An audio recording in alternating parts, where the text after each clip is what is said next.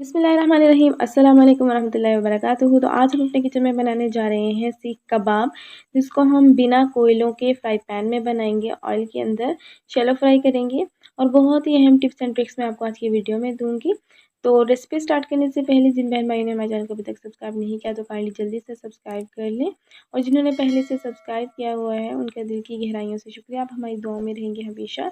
तो आज की मज़ेदार सी रेसिपी स्टार्ट करते हैं। उसके लिए सबसे पहले मैंने यहाँ पे 1 किलो कीमा लिया है, जिसमें 80% गोश्त है, बीफ का गोश्त है, और 20% हमने यहाँ इसके अंदर चर्बी डलवाई है। अगर आप इनकेस चर्बी नहीं ऐड कर रहे हैं तो आप 2 खाने के चम्मच के करीब इसके अंदर घी ऐड करें। घी ऐड करना है, याद रहे, ऑयल ऐड नहीं करना है। तो अब हम इसके अंदर ऐड कर देंगे 1 कटोरी चॉप किए हुए प्याज, बारीक चॉप किए हुए प्याज हैं ये। और इसके पानी को मैंने अच्छे से स्क्वीज़ कर लिया है। पानी जो है वो बिल्कुल भी प्याज़ों के अंदर नहीं होना चाहिए, इससे आपके कबाब जो हैं वो टूट सकते हैं। 1.5 चाय का चम्मच हम इसके अंदर ऐड कर देंगे कुटा हुआ लहसुन और अदरक। लहसुन अदरक ऐड करने के बाद हम इसके अंदर ऐड करेंगे 3 क्रश की हुई हरी मिर्चें। हरी मिर्चें कबाबों के फ्लेवर को बहुत इन्हेंस करती हैं, सो आपने ये बिल्कुल भी स्किप नहीं करनी है। हरी मिर्ची ऐड करने के बाद हम इसके अंदर मसाले ऐड करेंगे, ड्राई इंग्रेडिएंट जो होते हैं। तो उसमें सबसे पहले हम इसके अंदर ऐड करेंगे नमक, 1 चाय का चम्मच, या अकॉर्डिंग टू टेस्ट आप इसके अंदर नमक ऐड कर सकते हैं। साथ ही हम इसके अंदर ऐड करेंगे 1.5 चाय का चम्मच लाल मिर्च का पाउडर। आधी चाय की चम्मच हम इसके अंदर ऐड करेंगे ज़ीरा पाउडर। 1 चाय का चम्मच हम इसके अंदर ऐड करेंगे धनिया पाउडर। चौथाई चाय का चम्मच हम इसके अंदर हल्दी पाउडर ऐड करेंगे। आधी चाय की चम्मच हम इसके अंदर गरम मसाला पाउडर ऐड करेंगे। आधी चाय की चम्मच हम इसके अंदर कुटी हुई लाल मिर्च ऐड करेंगे। ये इसके फ्लेवर को और ज़्यादा इन्हेंस करेगी, लेकिन अगर आपको तीखा कम पसंद है तो आप इसको स्किप कर सकते हैं। आधी चाय की चम्मच मैंने इसके अंदर खटाई के लिए चाट मसाला ऐड किया है, आप इसकी जगह आमचूर पाउडर भी ऐड कर सकते हैं। और ये 1 खाने का चम्मच हम इसके अंदर नींबू का रस ऐड करेंगे। तो नींबू का रस आपने बिल्कुल भी स्किप नहीं करना है, ये इसके फ्लेवर को इन्हेंस करेगा। अब हम सारी चीज़ों को अच्छे से मिक्स करेंगे।